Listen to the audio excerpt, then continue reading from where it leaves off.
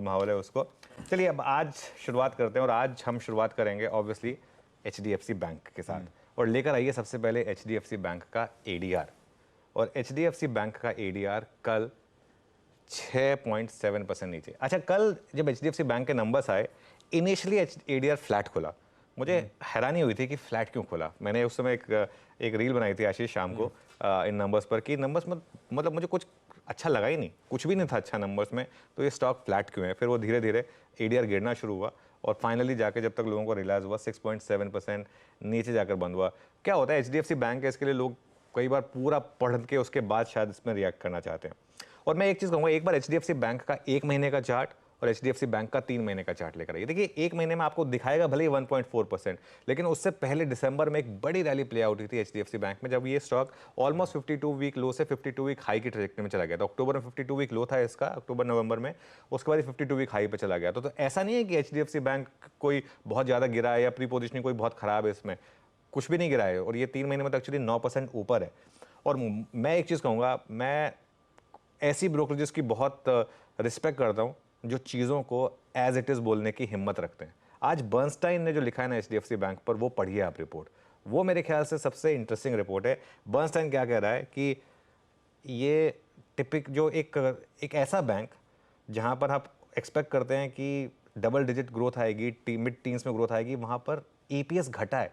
Adjusted EPS actually पहली बार घटा है यहाँ पर, और क्लियर कट आपको बता रहा है, एक समराइज कर रहा है कि किस तरीके का क्वार्टर है। और काफ़ी कमज़ोर ये नंबर्स हैं, किसी भी तरीके से आप इनको मास्क नहीं कर सकते। अब आप कह लें कि HDFC का मर्जर हुआ, उसकी वजह से चीज़ें आई, सॉरी, ये सब चीज़ें चलेंगी नहीं मार्केट में। और चाहे आप HDFC बैंक हो, चाहे आप कुछ भी हो, मार्केट इसी तरीके से आपको पनिश करेगा। और अगर आपका पेडिग्री इतना हाई है तो वो आपकी एक्सपेक्टेशन भी उसी हिसाब से उतनी हाई होंगी। NIM क्वार्टर ऑन क्वार्टर मतलब स्टेबल है, और अब ये हिस्ट्री में HDFC बैंक के लोवेस्ट NIMs हैं। कल एक कमेंट्री आई थी कि HDFC के साथ मर्जर हुआ तो ऑब्वियसली HDFC की वो लोन बुक इनके पास आ गई, लेकिन उससे कमेंसरेट कासा इनको नहीं मिली, तो इसकी वजह से निम पे इम्पैक्ट आएगा। ये सब चीज़ें जो है ना, मतलब बहानेबाजी है। जो भी है, फैक्ट ये है कि मार्जिन जो है गिरे हैं और डिपॉजिट से ज़्यादा ये मतलब लोन ग्रोथ में उछाले यहाँ पर। एक और चीज़, नंबर्स और ख़राब होते हैं अगर बैंक ने वो कम टैक्स वाला रूट नहीं चुना होता। वो चुना उन्होंने, इसकी वजह से उनका जो ROA है वो 2% के करीब निकल कर आया। ये सब के सब बर्नस्टाइन की कमेंट्री बता रहा हूँ मैं। और जो एंड में जैसे कहते हैं ना कि एकदम लास्ट स्टेटमेंट की मेरे को सबसे ज़्यादा पिंचिंग लगी, जिसमें उन्होंने कहा कि एक ऐसा बैंक जो मिड टीन ग्रोथ के लिए जाना जाता है, वहाँ पर 2% EPS, ये आपको बता रहा है कि किस तरीके की प्रॉब्लम है यहाँ पर। और ये एक इंडिकेशन दे रहा है कि अब ये स्टॉक जो है गिरेगा। अच्छा, अब इसमें इशू क्या है, बहुत लोग मुझे कल कह रहे थे कि अब HDFC बैंक गिरेगा तो बैंक निफ्टी को बैलेंस करने के लिए SBI, एक्सिस, ICICI बैंक, ये सब चलेंगे। मैं उस कैंप में नहीं बिलीव करता हूँ। मेरा ये मानना है कि कल इवन फेडरल बैंक के भी नंबर्स में क्लियर कट एक प्रेशर था NIM के ऊपर। हम एक ऐसे एनवायरनमेंट में हैं जहाँ बैंकों के NIM पर शायद प्रेशर कंटिन्यू करेगा, और एक क्वार्टर के लिए और शायद ये कंटिन्यू करेगा। क्यों? क्योंकि आपने पिछले क्वार्टर में देखा होगा किस तरीके से बैंक्स डिपॉजिट लेने के लिए वो बढ़ा रहे थे, अपने डिपॉजिट रेट्स बढ़ा रहे थे, क्योंकि ऑब्वियसली उनको शायद डिपॉजिट्स मिल नहीं रहे हैं। काफ़ी पैसा शायद कुछ और रियल एस्टेट में जा रहा है, गोल्ड में जा रहा है, इवन स्टॉक मार्केट में आ रहा है, तो बैंक्स को मिल नहीं रहा है। तो इसके लिए ये ज़रूरी नहीं है कि HDFC बैंक अगर गिरेगा तो बाकी बैंक्स उसको कॉम्पनसेट करने के लिए चलने लगेंगे। ये भी मुझे लग रहा है कि थोड़ी सी एक फैलेसी है मार्केट की। आज मुझे लग रहा है कि बैंक निफ्टी में आपको आशीष 1000 से 1500 पॉइंट की डिक्लाइन दिख सकती है इसकी वजह से, क्योंकि HDFC बैंक सपोज करिए 6% गिरा, मान लीजिए 6% HDFC बैंक गिरा, तो उसका सीधा HDFC बैंक के वेट के हिसाब से ही करीब करीब 2% इम्पैक्ट आ गया बैंक निफ्टी पर। 2% और बैंक निफ्टी सीधा 1000 पॉइंट। उसमें अगर आप जोड़ लीजिए, अगर हल्का हल्का ICICI, एक्सिस, SBI भी हल्का हल्का सा गिर गया अगर, और आज बैंक निफ्टी की एक्सपायरी भी है, ठीक है ना। इसमें एक चीज़ बहुत इंटरेस्टिंग है, और ये क्या है कि यहाँ पर जो एक बात मैं बोलने वाला था कि एक लेसन होगा यहाँ पर कि क्यों आपको स्पेशली एक्सपायरी से पहले कभी भी ऑप्शन बेचकर नहीं जाना चाहिए। ये एक सबसे बड़ा लेसन होगा यहाँ पर कि जिस तरीके से मार्केट ने आपको एक इंडिकेशन दिखाया। अब आते हैं कि करना क्या है HDFC बैंक पर। मेरे ख्याल से HDFC बैंक रिविजिट कर सकता है इसका 200 डे मूविंग एवरेज। इसका 200 डे मूविंग एवरेज कहाँ पर प्लेस्ड है? 1533 पर। 1533 पर इसका 200 डे मूविंग एवरेज है। मुझे लग रहा है यहाँ तक ये फिसल सकता है। लेकिन एक चीज़ मैं कहूँगा, लॉन्ग टर्म इन्वेस्टर्स यहाँ पर बाय करेंगे। 1550 पर long term investors HDFC bank को खरीदेंगे, ये क्योंकि 1550 पर HDFC बैंक के वैल्यूएशंस काफ़ी इंटरेस्टिंग हो जाएंगे। और क्या होता है, कई बार आप एक वैल्यूएशन, एक लीप ऑफ फेथ लेते हैं, और यही फंड मैनेजर्स करने वाले हैं। लेकिन मैं ये नहीं कह रहा हूँ कि 1550 पर अगर आपने ले लिया तो सीधा आपको तुरंत पैसा बन जाएगा।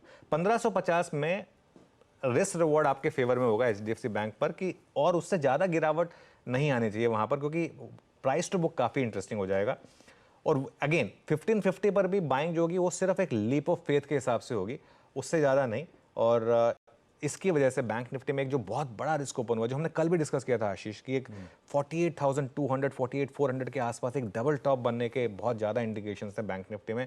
मेरे ख्याल से आज वो कंफर्म होगा, क्योंकि क्लियरली अब मार्केट ने उसको रिजेक्ट किया लेवल को, और आज 1000-1500 पॉइंट अगर बैंक निफ्टी गिरेगा तो ऑब्वियसली, लेकिन 1530 1550 के करीब एक जोन है, वहाँ पर आए तो long term investors, purely long term investors शायद थोड़ा सा बाय करेंगे। लेकिन मैं खैर फिर भी बिलीव करता हूँ कि एक क्वार्टर ढंग का डिलीवर कर दे HDFC बैंक, उसके बाद ही आप ट्रेड लें। लेकिन फंड मैनेजर्स में लग रहा है 1550 पर खरीदेंगे आज। ब्यूटीफुल। आपको लग रहा है तो हम लोग मतलब तैयारी कर ही लें इस तरह के तगड़े गैप डाउन और उसके बाद प्रेशर निफ्टी बैंक पे माउंट होने की। वैसे बैंक ऑफ बड़ौदा के नंबर्स, HDFC उधर सरकारी में सबसे बड़ा नंबर अब तक जो आया, इधर प्राइवेट में सबसे बड़ा नंबर जो आया, डिपॉजिट्स की दिक्कतें आ रही हैं। अब इनके लिए थोड़ा सा एग्रेशन दिखाना पड़ेगा और NIMs फिर और स्ट्रेन होते हुए नजर आएंगे। समीकरण बिगड़ रहे हैं भाई साहब, और निफ्टी बैंक है सबसे हेवी वेट पॉकेट, जिसकी एक्सपायरी की आज हो रही है तैयारी। चलिए अब आगे बढ़ा जाए। HDFC बैंक ने ये डिटेल डिस्कशन हो गया, आगे भी इस पे नतीजों की थ्रेडबेयर बारीकियां जो है वो सब आगे आएंगी। लेकिन अब आज के सेशन की अहमियत तो समझ ही गए आप लोग। काफी कुछ ग्लोबल समीकरण बिगड़ते चले जा रहे हैं, कुछ जियोपॉलिटिकल तड़का और मुश्किल वाला ऐड होता चले जा रहा है, प्लस निफ्टी बैंक की एक्सपायरी, जब HDFC बैंक उन कमजोर, खासे कमजोर नंबर्स पे हम रिएक्ट करने जा रहे हैं। तो ऐसे में सबका निचोड़ कहता है गिफ्ट निफ्टी सुबह से प्रेशर धीरे धीरे बढ़ ही रहा है। 200 पॉइंट गैप डाउन, ऑलमोस्ट 3/4 से 1% के ब्रैकेट के गैप डाउन पे हम हिट करते हुए नजर आएंगे।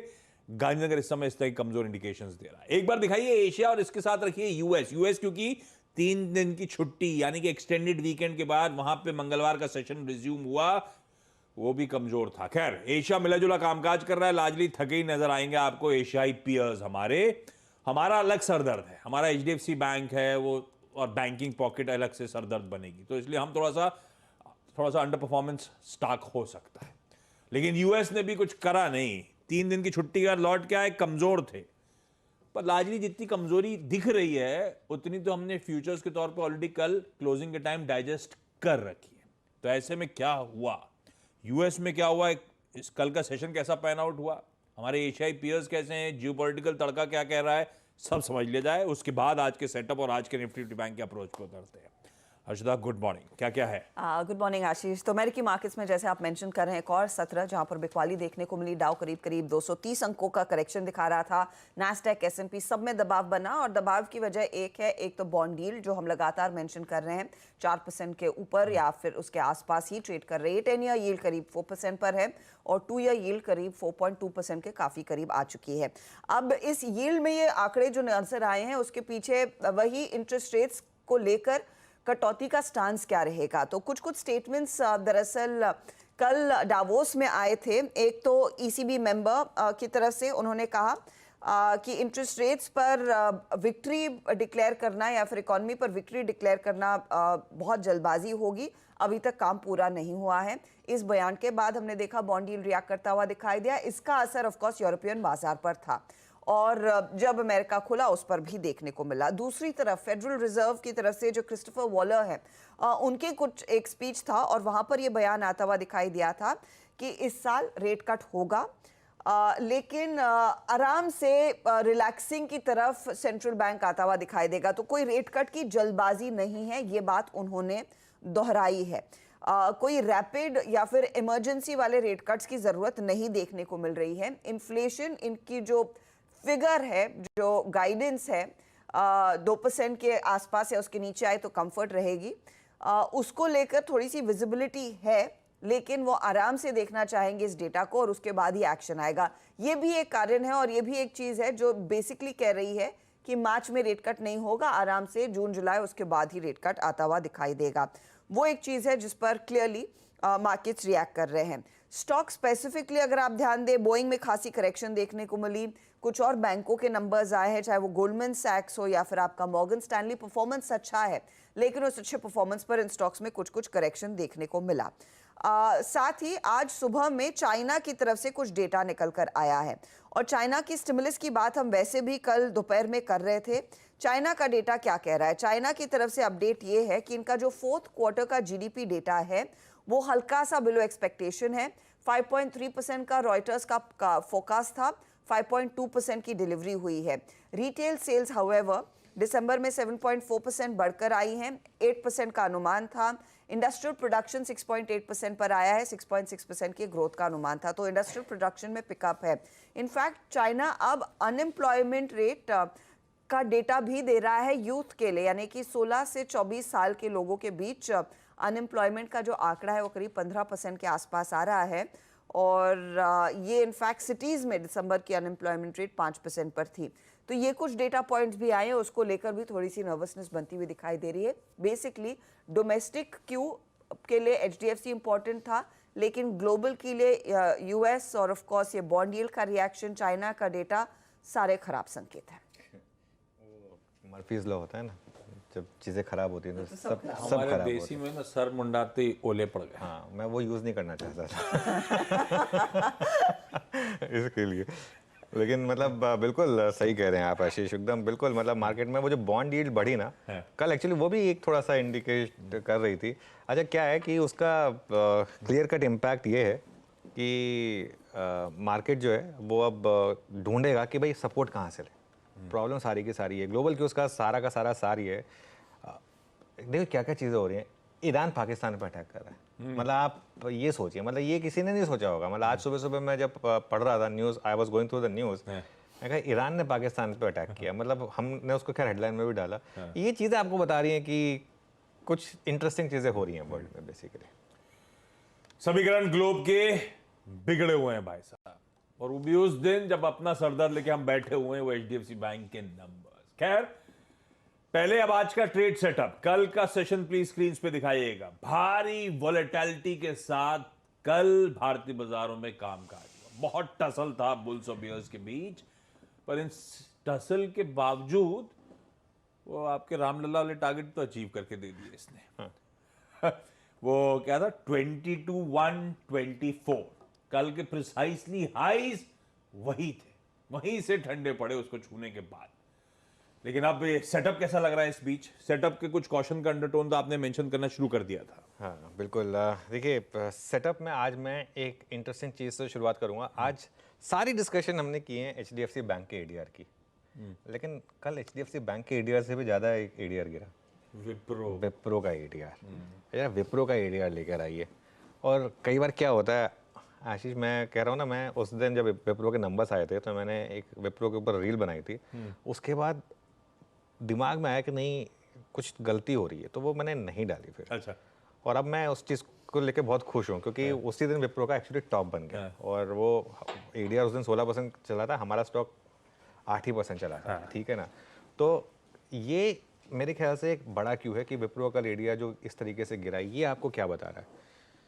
एक मार्केट का सेक्टर था आईटी जो मार्केट के फेवर में था, ठीक है, क्या अब वो भी मार्केट के अगेंस्ट जाएगा? ये देखिए आईटी का 1 महीने का चार्ट है, और हमने एक बात की थी कि 52 वीक हाई हिट किया, लेकिन ऑल टाइम हाई से अभी भी दूर है कि ऑल टाइम हाई की तरफ जा रहा है। अब एक चीज़ क्लियर है, एक बार के लिए आईटी भी गिरेगा, ठीक है ना, क्योंकि वो बॉन्ड डील जिस तरीके से आई, कल एलटीटीएस के नंबर देख लीजिए, कुछ नंबर्स में वाव नहीं है।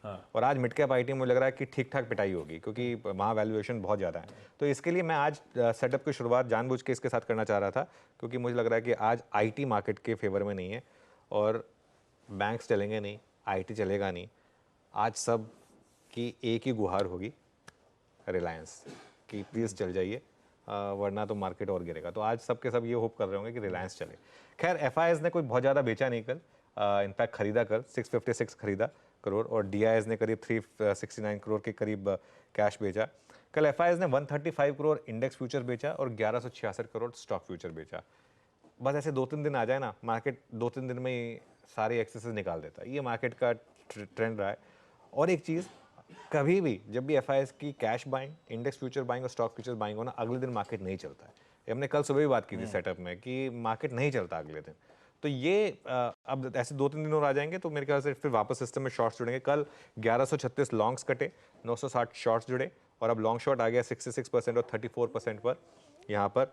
और अभी देखिए मामला क्या हो रहा है, बैन में जितने स्टॉक्स आ रहे हैं उतने ही एग्जिट कर रहे हैं, या जितने एग्जिट कर रहे हैं उतने ही आ रहे हैं। पहले बैन में जो नए आए वो डाल देते हैं, नैल्को, ABFRL और अशोक लेलैंड। और देखिए अशोक लेलैंड जैसे स्टॉक का बैन में आना अपने आप में आपको बता रहा है कितनी ज़्यादा अग्रेसिव पोजीशनिंग हो रही है इस समय। अशोक लेलैंड बैन में, मतलब चलिए ठीक है, AB फैशन पे भी समझ में आता है, अशोक लेलैंड का बैन में होना, इतना बड़ा wide free float market cap वाला स्टॉक बैन में आ रहा है। बाहर भी 3 आ गए वैसे, BHEL, एस्कॉर्ट्स और सेल। और हमारी मार्केट की एक बहुत अच्छी खासियत है, ओवरबॉट से ओवर सोल्ड या ओवरसोल्ड से ओवर बहुत जल्दी होता है, टाइम नहीं देता किसी को। इंडिया विक्स 13.57 पर आ गया, कल 1.8% नीचे आया, जो परसों इंडिया विक्स थोड़ा सा ऊपर आ गया था। और पुट कॉल रेशो देखिए 1.52 पर जो पहुंच गया था, अब वो आ गया 1.21 पर। तो ये थोड़ा सा एक मार्केट में कूल ऑफ है, लेकिन मुझे लग रहा है कि थोड़ा और कूल ऑफ की ज़रूरत है मार्केट में।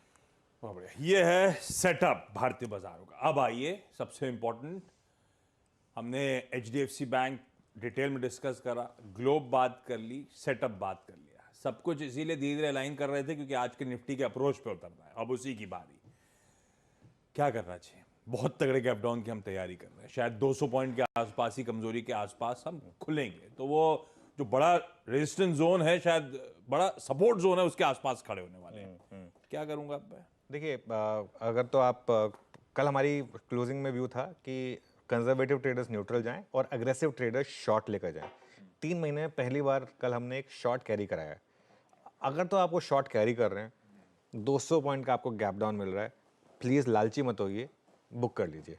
आधा बुक कर लीजिए, पूरा बुक कर लीजिए। एग्जिस्टिंग शॉर्ट्स अगर आप है ना तो बुक कर लीजिए। 200 पॉइंट का गैप डाउन और क्या लेंगे, अब ट्रेंडिंग मार्केट में 200 पॉइंट का गैप डाउन मिल रहा है, इससे ज़्यादा आपको ज़रूरत नहीं है। उसके बाद मार्केट भले ही और गिर जाए इंट्राडे में, लेकिन एक एज अ प्रूडेंट स्ट्रैटेजी अगर आपने कल शॉर्ट लिया है, आप उसको बुक कर लीजिए। उसके बाद दोबारा शॉर्ट में एंटर करना है नहीं करना है वो हम जब स्क्रीन देखेंगे तब करेंगे, या तो फिर हाफ बुक कर लीजिए और हाफ कैरी कर लीजिए। और अगर तो आप बैंक निफ्टी का पुट लेकर गए हैं तब तो बल्ले बल्ले है आपकी, फिर तो आपको बस सीधा बुक करना है, उसके बाद कुछ करने की ज़रूरत नहीं है। 22,000 पर, अच्छा अगर आप बाकी का कैरी कर रहे हैं तो फर्स्ट 15 मिनट का जो हाई होगा निफ्टी पर, वो आपका स्टॉप लॉस होगा बाकी की शॉर्ट पोजीशन के लिए। 22,000 पर सबसे ज़्यादा पुट राइटिंग हुई है आशीष, और वहाँ पर प्रीमियम है 77 रुपीज़। ठीक है, अब ये एक समझिए आप कि इसका मतलब क्या है। 21,913 के नीचे पुट राइटर फंसेगा, यहाँ पर आएगी दिक्कत। 21,913 इसलिए क्योंकि 21,923 होना चाहिए, लेकिन उसमें मैं 10-12 पॉइंट हर बार और जोड़ देता हूँ, तो 21,900 मान लीजिए। चलिए 21,900 के नीचे प्रॉब्लम आएगी। मुझे लग रहा है आज आप स्क्रीन पर शायद 21,781 देखेंगे। 21,781 क्या है? निफ्टी का 10 डे एक्सपोनेंशियल मूविंग एवरेज। यहाँ पर अगर सपोर्ट आ गया अच्छी बात है, नहीं आया तो इग्नोर कर दें। तरीका क्या है, हो सकता है एक बार के लिए इंटरडे में ब्रीच भी कर दें। इसको ब्रीच करने दें, लोगों के स्टॉप लॉस ट्रिगर होने दें, उसके बाद मार्केट में जब हल्के से रिकवरी आए और 21,800 के ऊपर स्टेबिलिटी दिखे आपको, 15 मिनट टिक जाएं आप 21,800 के ऊपर, तब बाय करें स्ट्रिक्टली इंट्राडे में विद 21,750 या स्टॉप लॉस। और वो भी उन ट्रेडर्स के लिए जो कंपल्सिव ट्रेडर हैं। अगर आप कंपल्सिव ट्रेडर नहीं है तो मेरे ख्याल से इस समय कोई बाय कॉल नहीं है। जनवरी वो महीना है जिसमें आप साइड से ऑब्जर्व करिए मार्केट को, या अपने छोटे प्रॉफिट के टारगेट्स रखिए। ये पोजिशनल ट्रेडर की मार्केट है नहीं। इस मार्केट में आपने अगर पोजिशनल लॉन्ग लिया है, पोजिशनल शॉर्ट लिया, मार्केट ने दोनों तरफ आपके स्टॉप लॉसेस काटे होंगे। नवंबर दिसंबर में आपको एक ब्यूटीफुल ट्रेंडिंग मार्केट मिली जिसमें आपका स्टॉप लॉस कभी नहीं कटा होगा, लेकिन ये वो वाली मार्केट है जिसमें मार्केट ने आपके दोनों तरफ के स्टॉप लॉसेस काटे होंगे, लॉन्ग्स वालों के भी, शॉर्ट्स वालों के भी। इसके लिए प्लीज़ या तो बाहर से बैठकर देखिए या छोटे छोटे प्रॉफिट्स पर फोकस करिए। सेल ट्रेड नहीं बनता 200 पॉइंट के गैप डाउन के बाद आशीष। सेल ट्रेड कहाँ बनता है? रिकवरी जहाँ फेल हो। अगर रिकवरी फेल होती है तो सेल ट्रेड बनेगा with day high as your stop loss. तो पहला low texture buy on dips का लेके चलेंगे, और उसमें भी क्लोजली, कंडीशनल है सब कुछ। वो 10 day exponential moving average breach होना, उसके बाद वापस 21,800 पे आना, 21,800 के ऊपर टिकना, तब एक तेजी का कॉल 21,750 के स्टॉप के साथ। खैर, मार्केट्स का बिहेवियर शुरुआती टिक्स के बाद मदद करने के लिए होंगे स्क्रीन पे, कंटिन्यूस सेशन में कैसे वो गाइड करने के लिए पूरे टाइम CNBC आवाज पे जुड़े रहिएगा। पर ये अपफ्रंट कमेंट्री आज के इंपॉर्टेंट निफ्टी के सेशन के लिए। निफ्टी बैंक एक्सपायरी का दिन, HDFC बैंक के नंबर्स पे रिएक्ट करना है। क्या कर रहा है अब, इसमें इंतजार करें क्या? क्योंकि HDFC बैंक तो 33% का ले ही गया और ICICI बैंक जोड़ दीजिए, कमजोरी इंडिकेशन आ रहे हैं ADR में। देखिए बिल्कुल बैंक निफ्टी में आज सीधा 1000 पॉइंट नीचे खुलेंगे हम। हाँ। और एक चीज़ बताऊँ मैं आपको, 1000 पॉइंट नीचे अगर आप खुले, सपोज करिए, हाँ, तो 47,100 47,200 के आसपास अगर आप खुले तो आप समझिए 47,500 पुट वाले का क्या होगा। एक बार वो पुट लेकर आइए जरा और वो पुट देखते हैं एक बार। तो हाँ, ये आज की पुट 28 रुपये पे आप, अच्छा क्या होता है ना आशीष, आप सपोज करिए आप बंद कर रहे हैं 48,125 पर, आप सोचते हैं कि 47,500 की पुट है, क्या जाएगा मेरा क्या जाएगा, हाँ मैं बेच देता हूँ। आपने वो बेच दी 28 रुपये पे। आज इसका प्रीमियम कहाँ खुलेगा पता है आपको? 400 से 500 रुपये। अब आपने लिया क्या और अब आपको देना क्या पड़ेगा? इसके लिए कभी भी नेकेड शॉर्ट ऑप्शन में ना करें रिटेल के लिए। मैं हमेशा बोलता हूँ, बहुत लोग बोलते हैं, मैं एक सेमिनार में गया था, वहाँ पर एक लेसन चल रहा था कि ऑप्शन सेलिंग में बहुत पैसा है, ऑप्शन सेलिंग से बहुत पैसा बनता है। अरे भाई साहब प्लीज़ रिटेल को ये सब मत बताइए, वो बहुत पैसा गंवा सकता है। इसके लिए ये आज की जो ट्रेड है ये एक लेसन होगा कि दोबारा कभी भी नेकेड ऑप्शन ना राइट करें। वो लाइन है क्या, वो दिखा दीजिए लाइन जो मैंने स्पेशली लिखी है इसके लिए।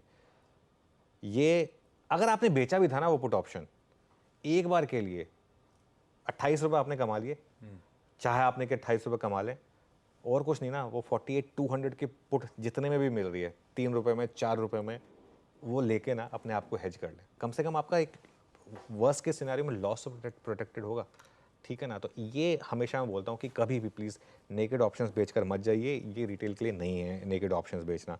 आज हम टेस्ट करेंगे निफ्टी का 20 डेमा 47,554, मेरे ख्याल से उसके नीचे ही खुलेंगे वैसे खैर, और वो ऑप्शंस बेस भी है और उसके नीचे खुलने की तैयारी हो रही है। और नेक्स्ट सपोर्ट आएगा सीधा अब आपका 50 डेमा पर, वो कहाँ पर प्लेस्ड है? 46,678 पर। 46,678। मैं तो आज बैंक निफ्टी में कोई थॉट भी नहीं रखूँगा बाइंग करने के जब तक आप कोई स्टेबिलिटी नहीं आ जाती है, और स्टेबिलिटी आ भी गई तो भी वो 46,678 के आसपास अगर आ जाए और वहीं पर फिर आप एक स्टॉप लॉस रखें। वैसे तो मुझे आज लग रहा है इंट्राडे में आज आपको शॉर्ट पोजीशन में इंट्राडे में भी पैसा बनेगा। हर हल्की सी माइनर रिकवरी कंसोलिडेशन में पुट ले लेंगे ना, उसमें भी मुझे लग रहा है कि पैसा बनेगा आपका। आज बैंक निफ्टी होगा mercy of the fund managers. आज सब होप कर रहे होंगे कि कोई ना कोई आके बस ले लेनी चाहिए HDFC बैंक, ले लेनी चाहिए ICICI बैंक, किसी तरीके से हमको बेल आउट कर दे। तो आज HDFC मतलब आज बेसिकली अगर तो HDFC फंड मैनेजर्स ने कहा कि चलिए बहुत गिर गया HDFC बैंक, अब हम खरीदेंगे इसको, तो हो सकता है कि बैंक निफ्टी में रिकवरी आ जाए। अगर नहीं तो आज मुझे लग रहा है कि बैंक निफ्टी की अच्छी धुनाई होगी।